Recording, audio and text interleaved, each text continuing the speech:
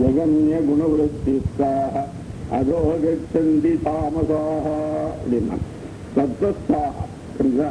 சத்த குணமுடையவர்கள் அவர்களெல்லாம் எப்பொழுது என்ன பண்றார்?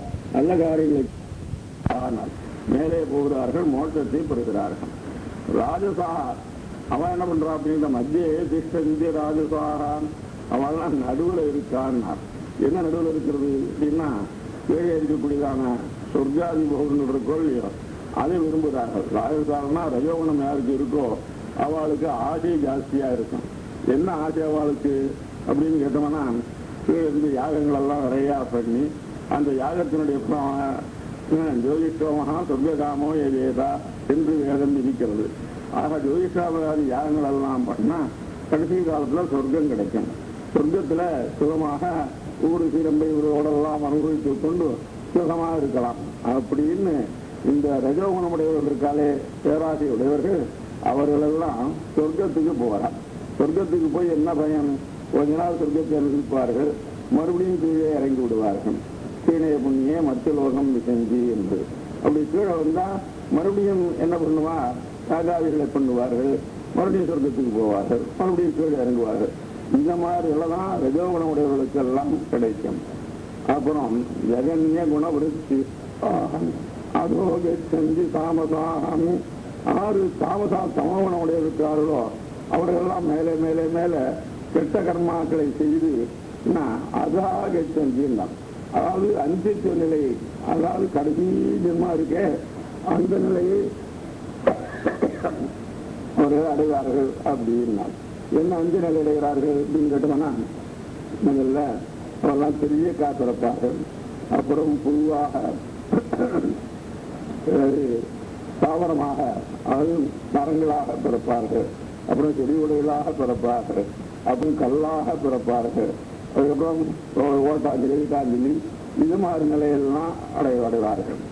இப்படி இந்த கல்லாக இருக்கக்கூடிய மட்டமான நிலையெல்லாம் யாருக்கு வருது? இப்ப தாமசாலுக்கு வருது அப்படின்னு சொல்றார். அப்படி கல்லாக இருக்கின்றாலும் கூட அவளுக்கும் கூட சில சமயம் பாதுகாதேவியுடைய அனுகிரகம் கிடைக்கிறதுங்கிறார். எப்படின்னு கேட்டோம்னா எப்படியான அது பிராட்சியானவள் ஹனுமான் தனக்கு தன்னை துன்புறுத்தியவர்கள் எல்லாம் கொல்லணும்னு சொல்ற காலத்துல பிராட்டி என்ன சொன்னா ராஜசம்சேவனம் அதாரிகானாம் பலங்கம காரியம் கருணமாவியேன நகராஜதி என்று சொல்லி ஏதோ ராவணனுக்கு கூலி வாங்கி கொண்டு இந்த காலி என்னை துன்புறுத்துகின்ற காலத்துல இந்த அறைக்கெல்லாம் ஈடுபட்டுக்கிறார்கள். அதனால பராதீனமா இருக்கிறதுல போய் நாம் ஒன்றும் சொல்லப்படாதுப்பா அப்படின்னு சொல்லிட்டு அவளை எப்படி திருவடி காப்பாற்றி விட்டாலோ அதே மாதிரி இந்த பாதியினுடைய சம்பந்தத்தினால கல்லா இருக்கிறவா கூட என்ன பண்றா? சைதன்யத்தை ஜீவபாவத்தை அடைகிறார்கள். எப்படி கோயில்படியாக ஆயிட்டா எம்பெருமான திருவடி வட்ட உடனே ஒரு ஜீவனாக பிறந்து அதுக்கப்புறம் நல்ல நிலைக்கு மறுபடியும் தாமசால் கூட வர முடியும் அப்படிங்கிறார். அதனாலதான் தொழிலாளர்கள் சாதிக்கிற காலத்துல செடியாய வல்ல நிகழ்வேற்கும் திருமலைவேல் நெடியோனே வேங்கடவா நீங்கோயிலின் வாசல் அடியாரும் வானவரும் அரம்பயரங் கிடந்து எங்கும் படியாய் கிடந்து உன் பவளவாய் காண்பேனே என்று படியாக கல்லாக இருந்தாலும் கூட அதிலிருந்து பெருமாள் தன்னை நிறுத்தி கொண்டு எழுந்துள்ள காலத்துல அப்படியே தன்னுடைய கண்ணாரை பாவத்து பெருமாளை சேவிக்கலாம் அல்லவா? அதனால படியாக இருந்தாலும் கூட ஜீவபாவத்தில் தரக்கூடிய ஒரு பாக்கியம் பாதுகையினுடைய இது திருவடி படுகின்றபடினாலே பாக்கியம் கிடைக்கிறது அவளுக்கு. அதனால இப்படி கெட்டவர்கள் எல்லாம் படியாக கிடந்து அதுக்கப்புறம் பாதுகாப்பு பெற்று மேல முன்னுக்கு வரணும். ஆனால் தத்துவகுணமுடையவர்கள் எல்லாரும் அதே ஜென்மத்துல மோட்சத்தை பெறுகிறார்கள். ஆக ஒருவருடைய பாதுகாப்பு சம்பந்தம் பெறுவதனால ஒரு உயர்ந்த தன்மையை அடைகிறார்கள் பெரியவர்கள் அப்படின்னு இந்த ஸ்லோகத்துல பேசியாரது சுவாமி தேசிகன். சேஷோருத்மான் மணிபாதீதி சஞ்சேதி பாதாவனி விஸ்வமன்யா துல்யாதிகாராய திகன்முசந்தா त्वमेव नित्यं शिरसा वहन्ति शेषः गरुत्मान् मणिपादपीति त्वञ्च इति पादावनि विश्वमान्याः तुल्याधिकाराः यदि किन्नु सन्तः त्वमेव नित्यं शिरसा वहन्ति. பெரியவர்கள்லாம் என்ன பண்றா அப்படின்னு கேட்டோம்னா, தினந்தோறும் வெங்கடானந்த சென்னைக்கு போய் கடாரியை சாதிச்சுக்கிறார். பாதுகாதேவியை தன் தலையில படும்படியா போய் அனுபவிக்கிறார். சரிங்களா? அப்படி ஏன் அனுபவிக்கிறா அப்படின்னு கேட்டோம்னாக்க, யாரு? சேஷா ஆதிசேஷன், கருத்வான் கருடன், மணிபாதபீதி பெருமாள் திருடியிலே இருக்கும்படியான பாதபீசம், அப்புறம் துவஞ்ச பாதிகை. நீங்க 4 பேரும் என்ன பண்ற அப்படின்னு கேட்டோம்னாக்க, விஸ்வமான்யாக உங்களை எல்லாரும் கொண்டாடுறா. ஏன் அப்படின்னு கேட்டா, நீங்க அதிகாரத்தை உரிமையை உடையவர்கள். துல்யாதிகாராக என்ன சமமான உரிமை அப்படின்னு கேட்டா, திருவடியை தாங்கக்கூடிய பாக்கியம் இவாளுக்கு கிடைச்சிருக்கு. ஆதிசேஷனுக்கு கிடைச்சிருக்கு, திருடனுக்கு கிடைச்சிருக்கு, அந்த பாத பீடத்துக்கு கிடைச்சிருக்கு, உனக்கும் கிடைச்சிருக்கு. இருந்தாலும் கூட இப்படி வாழலாம் எல்லாரும் சமமான உரிமையுடையவர்களா இருந்தாலும் கூட இந்த சேஷாதிகள் எல்லாரும் என்ன பண்றா அப்படின்னு கேட்டோம்னாக்க, நித்தியம் சிரசா வகந்தி ஒன்ன வந்து தலையில தாங்கிறான். சரிங்களா? அதிசேஷம் பெருமாளை சேவித்து அந்த திருவடிகளையே தன் தலையிலே தாங்குகிறான். கருடன் பெருமாளை சேவித்து பெருமாள் திருவடியில் இருக்க முடியாத பாதிரியை ஒன்ன தலையில தாங்குறான். இந்த மணிபாத பீடம் இருக்கு, பாத பீடம் இருக்கு. பாத பீடத்து மேல பாதையை காத்துக்கிண்டு பெருமாள் அதுல நின்று வெளியே இருந்து விடுகிறார். ஆக மற்றவர்களெல்லாம் நீங்களாம் சமமான உரிமையுடையவர்களா இருந்தாலும் கூட பாக்கி பேர் எல்லாரும் ஒன்னை தன்னை தலையாலே தாங்குகிறார்கள். அதனால என்ன தெரிகிறது அப்படின்னு கேட்டோம்னாக்க, ஆதிசேஷாதிகளை விட பாதுகாதேவி உன்னுடைய பிரபாவமானது உயர்ந்தது அப்படின்னு. அதுக்கு 2 காரணம் இந்த இடத்துல சுவாமி தேசிகனுடைய திருவுள்ளத்துல இருக்கு. என்ன அப்படின்னு கேட்டோம்னாக்க, ஆதியினுடைய சாமீபியம் அப்புறம் சாரூபியம் என்று 2 சாதிக்கிறார். பதசன்னிகிரகேன் என்ன சொன்னாரோ இல்லையோ, அதனால எம்பெருமானுடைய திருவடிக்கு சமீபத்தில் இருக்கக்கூடியதான பாக்கியம் இருக்கு. இது உனக்கும் இருக்கு, சேஷாதிகளுக்கும் இருக்கு. ஆனால் சேஷாதிகள் உன்னை வழங்குவதற்கு காரணம் என்ன அப்படின்னு கேட்டா, சாமீபியத்தோட கூட சாரூபியம் உனக்கு இருக்கு. என்ன சாரூபியம்? எம்பெருமானுடைய திருவடி எப்படி இருக்கோ அதே அளவுக்கு நீயும் இருக்கிறார் இல்லையா? எம்பெருமானுடைய திருவடி வச்சானே யாரும் அந்த பாதுகாதேவி எப்படி இருக்கா அப்படின்னு கேட்டோம்னா, குதிகால் ஆரம்பித்து நுனி விரல் வரையிலும் ஒரே அளவாக இருந்து என்ன நெருக்கமாக எம்பெருமானுடைய திருவடியை தாங்கக்கூடிய பாக்கியம் உனக்கு இருக்கிறது. ஆகையினால சாரூபியங்கிற ஒரு அதிக குணமானது உன்னிடத்துல இருக்கின்றபடியாலே தான் சேஷாதிகள் எல்லாரும் உன்னையும் தன்னுடைய திருவடியினாலே தாக்குகிறார்கள் என்று தெரிகின்றது என்கிறார் சுவாமி தேசிகன். பரஸ்ய பும்சா பரமம் பதம் தது விபர்ஷி நித்யம் மணிபாதுகேத்வம் அந்யாதிருஷாம் யோமசதாம் பதானி தொய்யாய தந்தே யதிதம் அஜித்ரம். பரஸ்ய பும்சா பரமம் பதம் தது விபர்ஷி நித்யம் மணிபாதுகேத்வம் அந்யாதிருஷாம் யோமசதாம் பதானி தொயி ஆயதந்தே யதிதம் அஜித்ரம். பரஸ்ய பும்சா பரமம் பதம் தது. பரஸ்ய பும்சா பரமபுருஷம் பரவாசுதேவனாக இருக்கும் எம்பெருமான் இப்பொழுது ரங்கநாதனாக அர்ச்சாவதாராக அவதரித்திருக்கிறான். அவனுடைய பரமம் பதம் தது. தது மிக சுப்பிரசித்தமான பரமம் பதம் உயர்ந்த திருவடி. அந்த திருவடியை விபரிஷி நித்தியம் மணிபாதுகேத்வம், அப்பேற்ற உயர்ந்தவனுடைய திருவடியை நீ தினந்தோறும் தாங்குகிறாய் அப்படின்னா. அப்படி சொல்லுகின்ற காலத்துல பரமம் பதம் தது எம்பெருமானுடைய திருவடிய பரமம் பதம்னார். பரமம்னா பரஹ மா எஸ்மாது பரமஹம், எதை காட்டும் உயர்ந்தது கிடையாதோ அதுதான் பரமம். அதனால உயர்ந்த திருவடின்னு சொல்லியாச்சு. ஆனா உயர்ந்த திருவடி எது அப்படின்னு சந்தேகம் வருமானா அதற்காக பரமம் பதம் தது தது என்று சாதித்தார். தது என்றால் மிகவும் சுப்பிரசித்தமான மிக மிக பழக்கப்பட்ட எல்லாராலும் அறியப்பட்ட புகழ்பெற்ற திருவடி அப்படின்னா அந்த திருவடிக்கு என்ன அவ்வளவு புகழ் அப்படின்னு கேட்டா அது அதிகார சங்கிரகத்துல 15 வகையாக அதனுடைய புகழை பறைசாற்றுகிறார் சுவாமி தேசியம். ஒரு சகடமுடைய ஒரு காலுத்துணர்ந்தன உடன் மருதமுடிய ஒரு போதில் தவர்ந்தன உரி தடவும் அளவில் உரலோடுத்து நின்றன ஒரு நெறியோர் தருமன் விடுதூது குகந்தன மரநெறியர் முறிய பிரதானத்து வந்தன மலர்மகள் கைவருட மலர் போதிர்ச்சி வந்தன மறுபிறவி அருமுனிவர் மாலுக்கு சென்றன மனுமுறையில் வருவதோ விமானத்துறைந்தன அறமுடைய விஷயனமர் தேரில் திகழ்ந்தன அடல் உலக படம் அடிய வாடிக்கடிந்தன அருசமயம் அறிவறிய தானத்தமர்ந்தன அணி குறுகை நகர் முனிவர் நாவுக்கமைந்தன வெறியுடைய துளவ மலர் வேறு கணிந்தன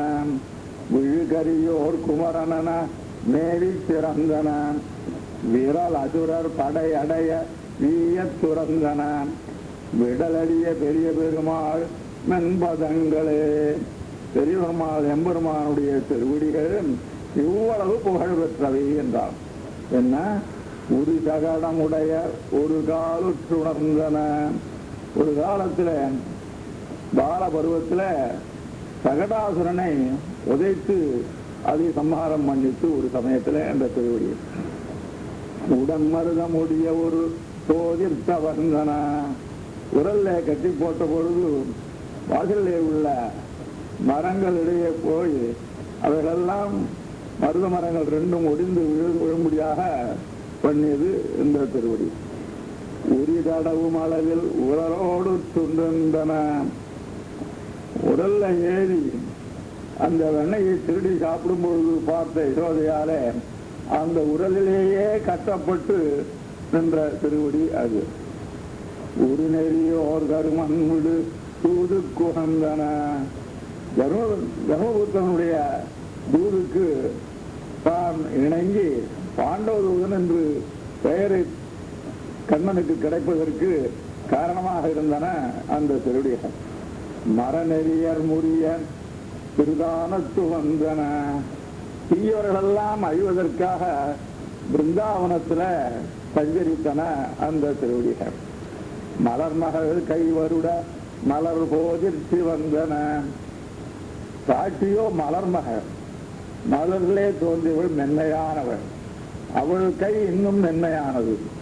அவள் கைகளால் வருடும் பொழுது இது மலர் கசங்கி இப்படி செவுக்குமோ அதுபோல அதையே தாங்காமல் சிவந்தது.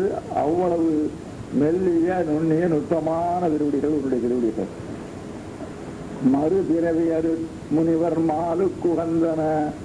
மீண்டும் உலகில் பிறக்கக்கூடாது என்பதற்காக பக்தி பண்ணுகின்றார்களே முனிவர்கள், அவருடைய பக்திக்கு விஷயமாக இருந்தன உன்னுடைய திருவடிகள். மனுமுறையில் வருவதோர் விமானத்துறைந்தன. மனுவில் தோன்றி வரும்படியான வம்சத்துல வெகு வம்சத்துல ஒரு விமானத்துறைந்தன. ரெண்டு விமானத்துல இருந்தது இந்த திருவடி. அறமுடைய விஷயம் அமர் தேரி திகழ்ந்தன. தர்மராஜனாக இருக்கும்படியான அர்ஜுனனுடைய தேரிலே அமர்ந்து தேரோட்டித்து இந்த திருவிகம். அடல் உரக படம் அடிய மடிய வாடி கிடந்தன. காளியன் படம் எடுத்த போது அதன் தலைமையிலே குளித்து நின்று ஆடி அவனை கடிந்தது. அரு சமயம் அறிவறிய ஸ்தானத்தமர்ந்தனான். அருசமயம் என்று சொல்லக்கூடியதான சில மதங்களாலே காண முடியாதது உன்னுடைய திருவடி. 6 மதங்களாவது சாங்கிய மதம், காணாத மதம், பௌத்த மதம், பதஞ்சலி மதம், ஜெயின மதம், சைவ மதம் முதலிய மதங்களாலே எம்பெருமான் அறியப்படாதவராய் இருந்தது. அப்பேற்பட்ட திருவடி கேவலம் அறிய முடியாத ஸ்ரீவைகுண்டம் என்கிற ஸ்தானத்திலே அமர்ந்தனாய் திருவடிகள். அணி கூறுகை நகர் முனிவர் நாவுக்கமைந்தன. அழகான குருகை நகர் முனிவர் நம் சடகோபன். அவருடைய நாவுக்கு சுடரடி தொழுது என்று இசை பாடுவதற்கு விஷயமாக அமைந்தன இத்திருவடிகள். வெறியுடைய துளவமலர் வேறு கணிந்தன.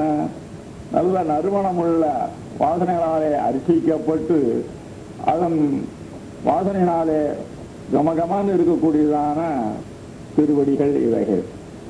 விழுகரியோர் குமரன மேவி சிறந்தன. கரிக்கட்டையாக விழுந்த உத்தராபுத்திரன் பரீட்சித்தை அவனில் குமாரனாக ஆக்கியது இத்திருவடிகள். விரல் அசுரர் படையடைய வீய துறந்தன. நல்ல பராக்கிரமுடைய அசுரர்கள் படையெல்லாம் இந்த திருவடி எதிரிட்டு சென்று அவைகளெல்லாம் துரத்தின, அவளெல்லாம் அழித்தன.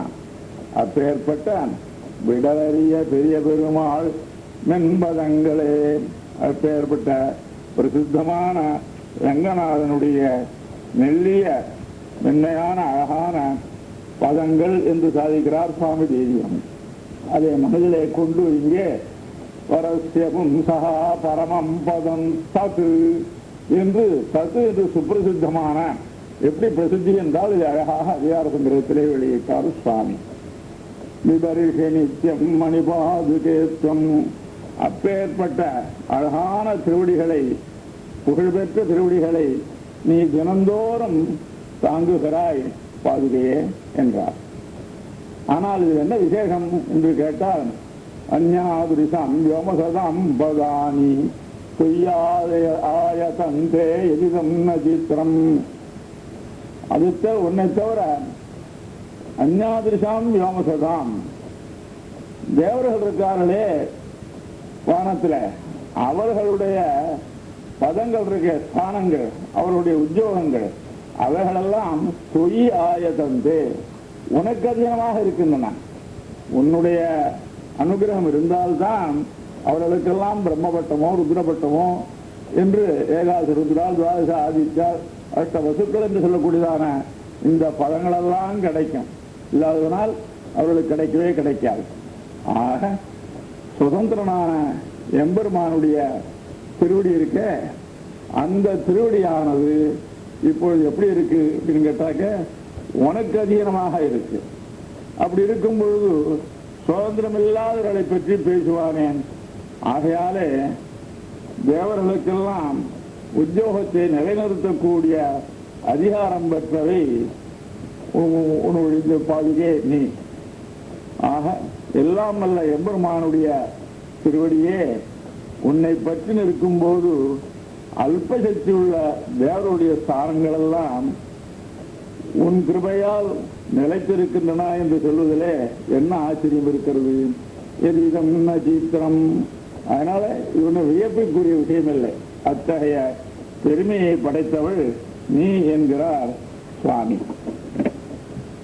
பாதௌ முராரே சரணம் பிரஜானாம் தயோ ததேவாசி பதாவனித்வம் சரண்யதாயாः त्वमनन्यरक्षाम् सन्दृश्यसे विश्रमभूमिरेका. पादौ मुरारेः शरणं प्रजानाम् तयोः तदेवासि पदावनि त्वम् शरण्यतायाः त्वमनन्यरक्षा सन्दृश्यसे विश्रमभूमिरेका. पादौ मुरारेः शरणं प्रजानाम् திருவடிகள் எப்படி இருக்கின்ற எம்பெருமானுடைய திருவடிகள் என்று கேட்டால், முராரேகே பாதௌ, முராரியான ரங்கநாதனுடைய திருவடிகள் சரணம் பிரஜானாம், மக்கள் எல்லோருக்கும் ரட்சகமாக இருக்கிறது. ஆக மக்கள் எல்லாம் காப்பாற்றுகிறது யார் அப்படின்னு கேட்டா எம்பெருமானுடைய திருவடிகள்.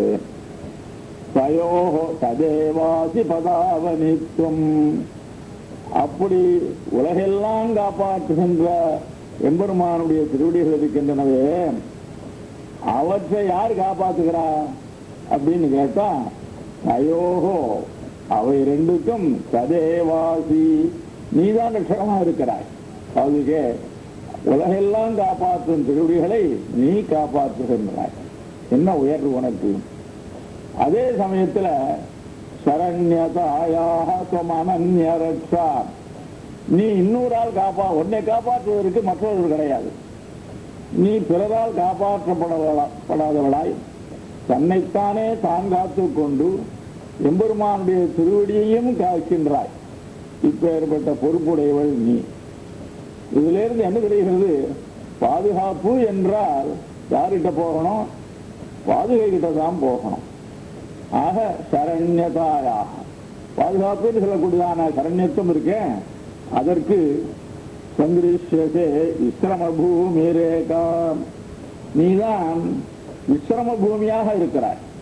அதாவது பாதுகாப்பெல்லாம் தங்கும் இடமாக ஒரு இடமாக நீ இருக்கிறாய். ஏகா, ஒரே ஒரு இடம். உன்னை விட்டால் வேறு எங்கேயும் பாதுகாப்பு கிடைக்காது. அப்பேற்பட்ட எல்லோரையும் பாதுகாக்கக்கூடிய, அதிலையும் எல்லோரையும் பாதுகாக்கின்ற ரங்கநாதனை பாதுகாக்கக்கூடிய பெரும் பொறுப்பு உன்னிடம் இருக்கிறது. ஆக உன்னுடைய பெருமையே பெருமை என்று பாராட்டுகிறார் சுவாமி. அந்நேஷு பத்மா கமலாசனாத்யைஹி அங்கேஷு ரங்காதிபதேஷு பதாவனி த்வாம் அதிகம்ய ஜாதம் பதம் முராரேஹ அதிதெய்வதம் மகா. அந்நேஷு பத்மா கமலாசனாத்யைஹி அங்கேஷு ரங்காதிபதேஹ ஸ்ரிதேஷு.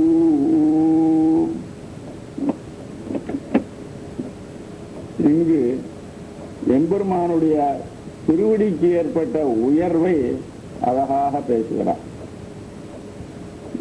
எம்பெருமானுடைய திருவடிக்கு உயர்வு எதனால் ஏற்பட்டது அப்படின்னு கேட்டா, பாதுகா சம்பந்தம் இருப்பதனாலே அதற்கு உயர்வு ஏற்பட்டது. ஆகையினால எம்பெருமானுடைய திருவடியை எல்லாரும் உபாசனம் பண்ணுகிறார்கள், கொண்டாடுகிறார்கள்.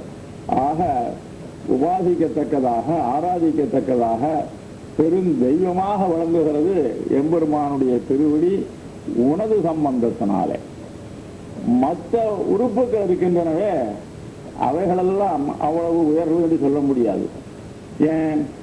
அந்நேஷு பத்மா கமலாசனாத்யைஹி அங்கேஷு ரங்காதிபதே ஸ்ரிதேஷு. ரங்காதிபதேகே அந்நேஷு அங்கேஷு, திருவடியை தவிர ரங்கநாதனுடைய மற்ற உறுப்புகள் இருக்கின்றனவே அவயவங்கள், அவைகளெல்லாம் என்ன அவ்வளவு உயர்ந்தவையாக ஆக மாட்டான். ஏன் அப்படின்னு கேட்டோம்னா, திருமார்ப பிராட்டி ஆசிரிச்சிருக்கான், நாபிய தொப்புள சதுர்முகன் ஆசிரிச்சிருக்கான், எம்பெருமானுடைய திருக்கைகளை சங்கம் சக்கரம் அண்டி இருக்கின்றன, கதை இவைகளெல்லாம். மற்ற இவர்களால அந்தந்த அவயங்களுக்கு ஒரு சிறப்பும் கிடையாது, பெருமையும் உண்டாகவில்லையாம். ஆனால் திருவடியை ஆசிரித்த, பாதுகையை ஆசிரித்த திருவடிகள் இருக்கின்றனவே, அதற்கு இருக்க முடியாத பெருமையோ பெருமை. எல்லோரும் உபாசிக்கிறார்கள், மனதிலே தியானம் பண்ணுகிறார்கள். ஆகையினால பாதுகா சம்பந்தத்தினால எம்பெருமானுடைய திருவடியானது உயர்ந்ததாக ஆயிற்று. இதுல என்ன ஆச்சரியம் அப்படின்னு கேட்டா, ஆழ்வார் திருவடிகளை கொண்டாடினார்.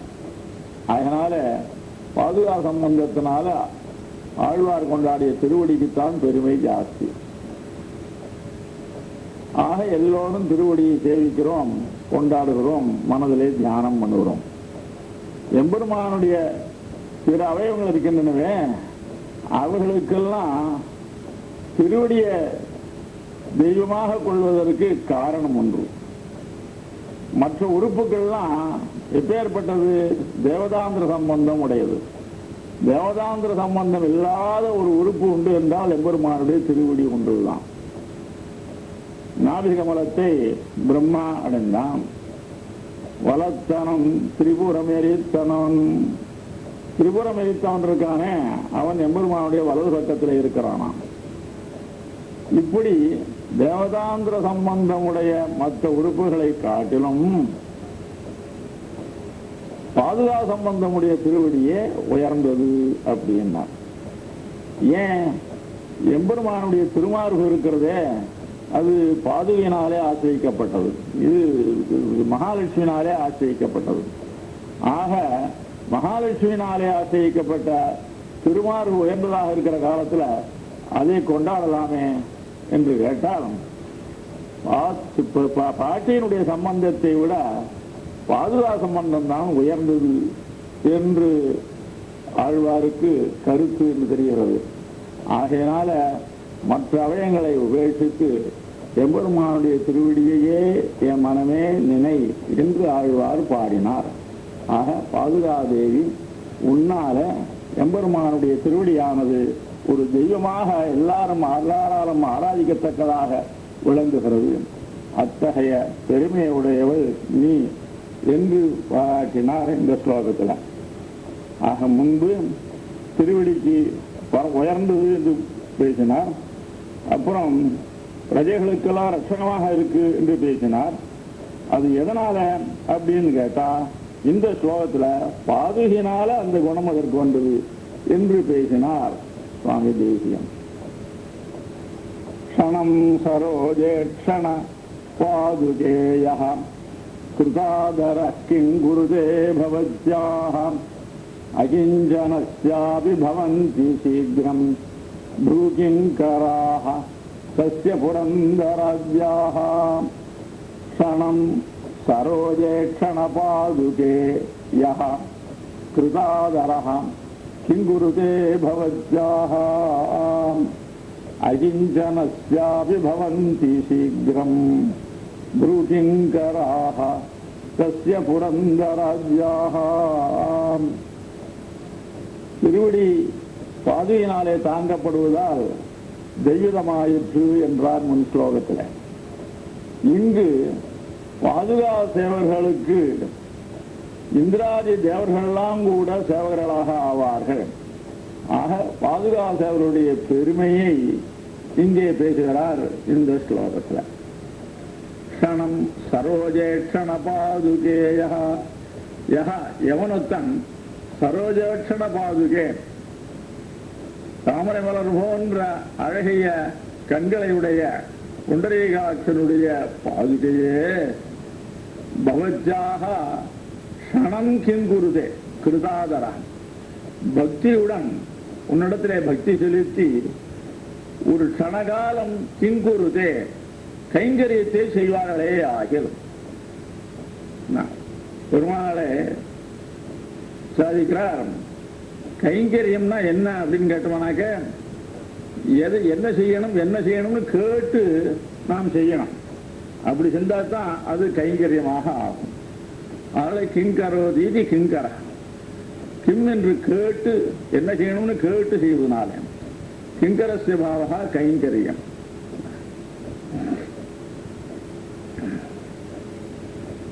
ஆக அதனாலதான் விஸ்வாமித்திரர் இடத்துல யாகத்தை முடித்த பிற்பாடு மறுநாள் சந்தியாவதனங்களாக முடித்து கொண்டு லட்சுமணனும் ராமனும் கிங்கரவு சமுபஸ்திதவு என்று பேசுகிறார்கள். கிங்கரர்களாக நாங்கள் வந்தோம், மேலும் யாக சம்ரட்சணம் ஆயிற்று, மேலும் என்ன காரியமாக வேண்டும் என்று கேட்கிறார்கள் ராமலட்சுமணர்கள்.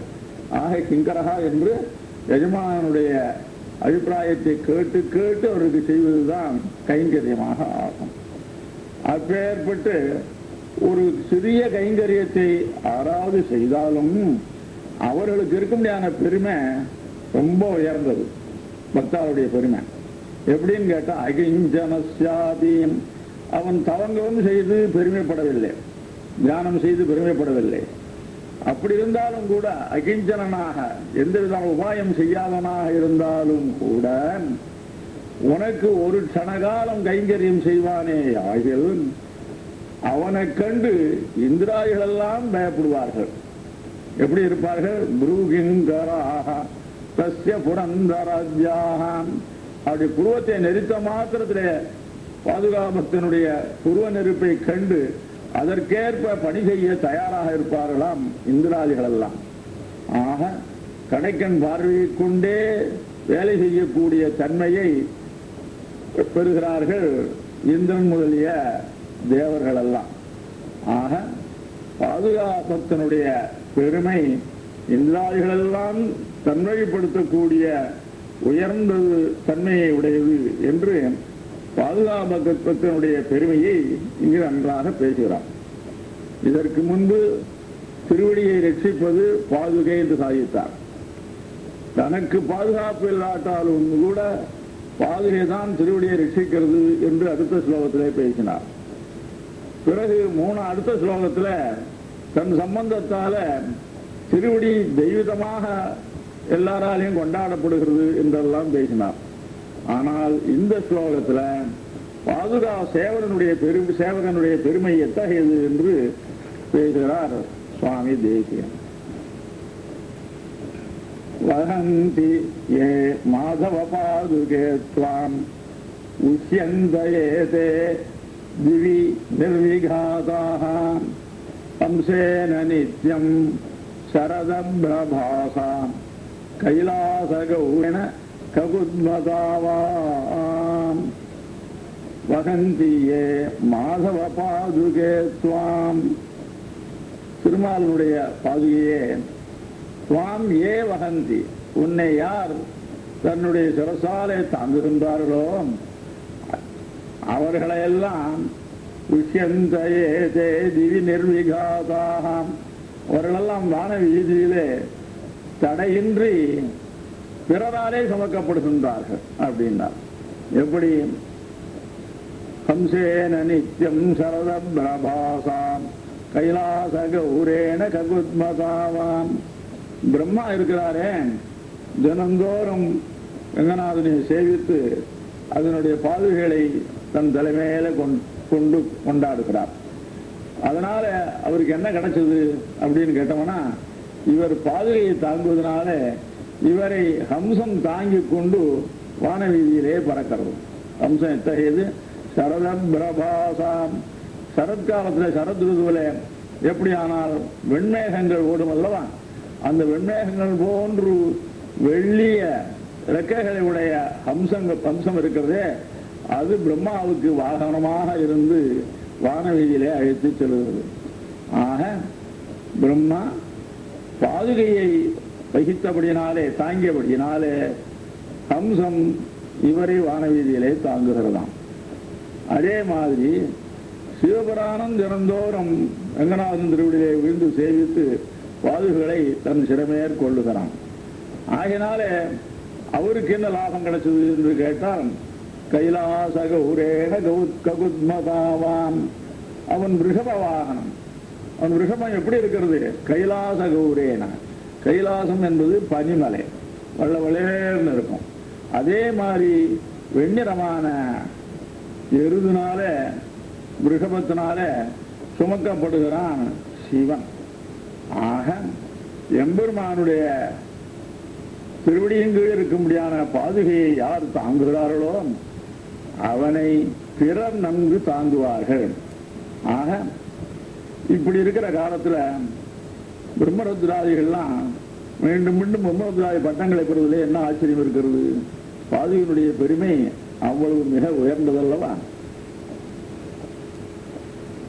ருத்ரம் சிதோ தேவகணசருத்ரஹம் பத்மாசனம் சோபிஜ பத்மநாபம் சத்வாமனந்தோ நபுனஸ்த்வமன்யம் கயேவ பாதாவனி தே பிரபாவஹ.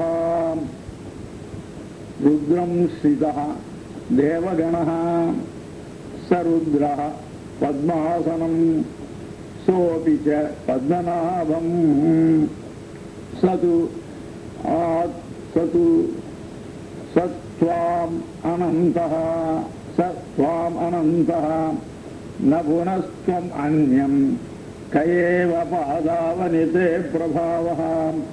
பாதாவனி ஏ பாதுகையே, தே பிரபாவः கயேவ, உன்னுடைய பெருமையே என்னதான் நான் சொல்ல முடியும்?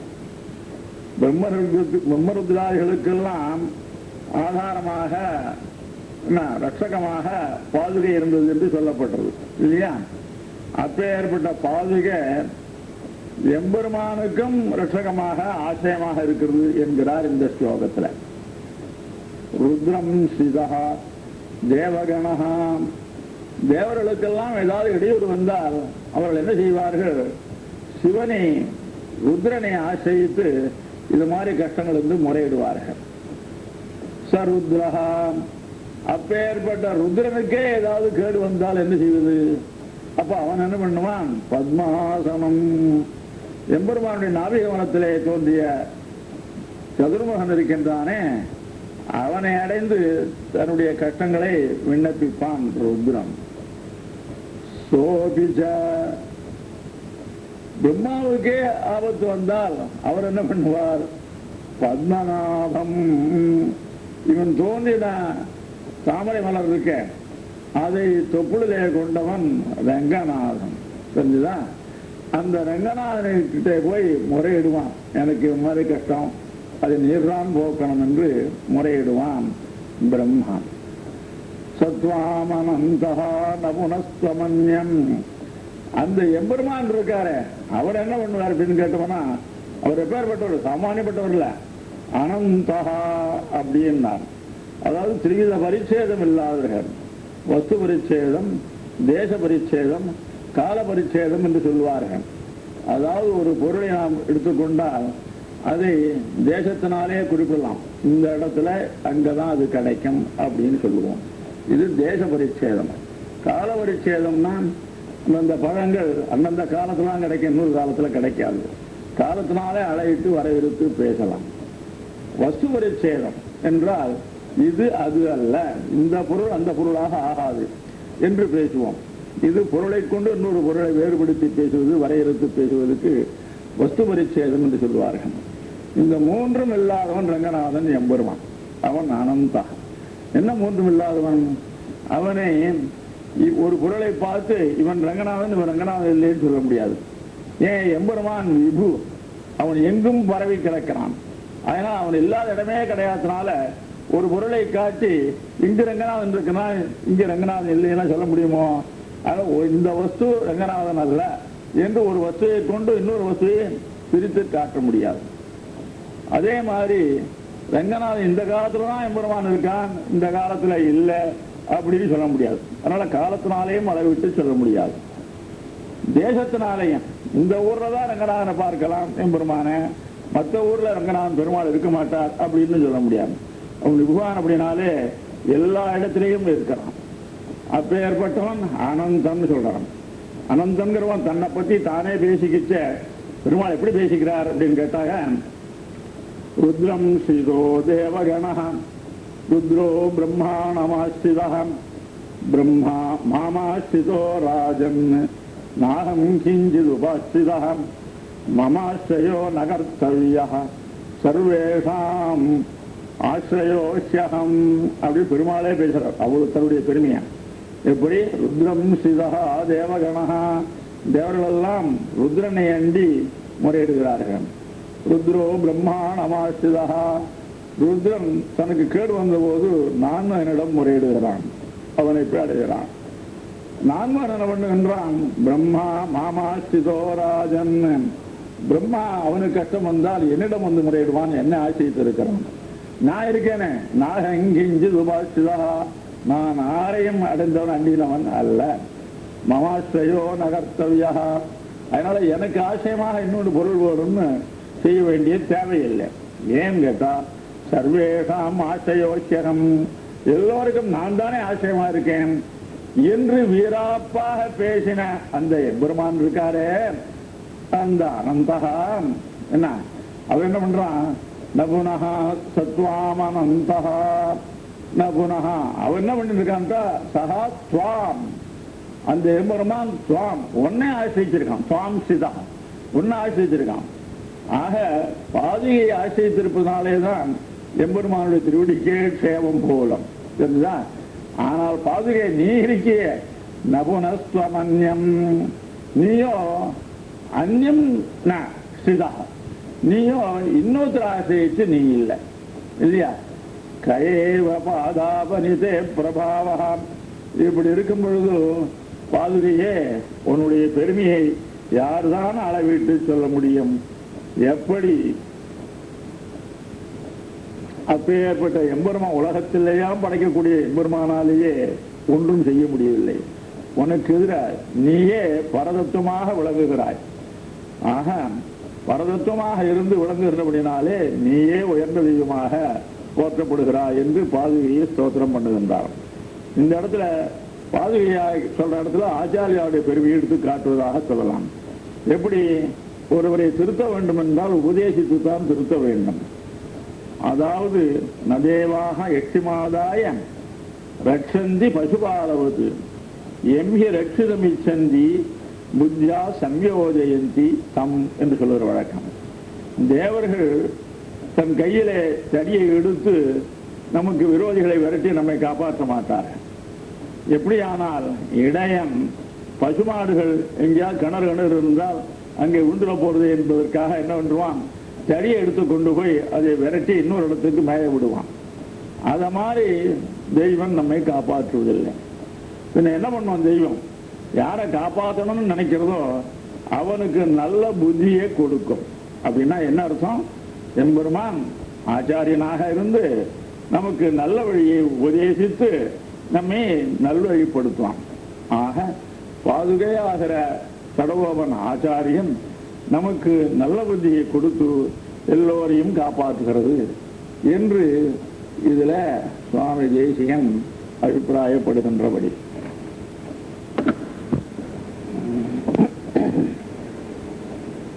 95வது ஸ்லோகம்.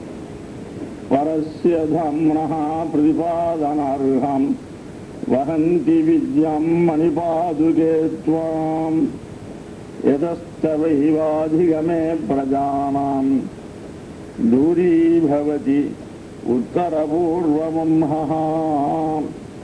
பரஸ்ய தம்னஹ பிரதிபாதனார்ஹம் வஹந்தி வித்யம் மணிபாதுகே த்வாம் யதஹ தவைவ அதிகமே பிரஜானாம் தூரீ பவதி உத்தரபூர்வமம்ஹ.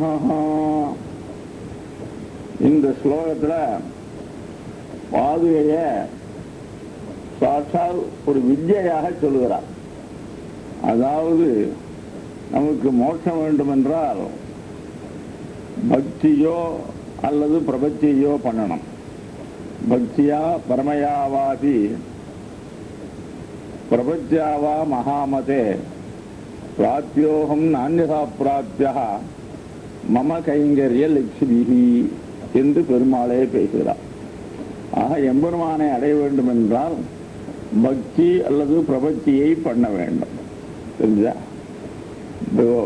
பக்தியும் பண்ண வேண்டாம், பிரபத்தியும் பண்ண வேண்டாம். இந்த பிரபத்திய பாதுகைய நாம் தலையிலே தாங்கினோமே ஆகில் பக்தியினாலும் பிரபத்தினாலும் கிடைக்கக்கூடிய மோட்சம் நமக்கு கிடைக்கிறது. மோட்சம் கிடைக்கணும்னா முன்னாடி என்ன ஆகணும், நமக்கு கோடிக்கணக்கான ஜென்மத்தில் நாம் ஈட்டிய பாவ புண்ணியங்கள் எல்லாவற்றையும் தொலைக்கணும்.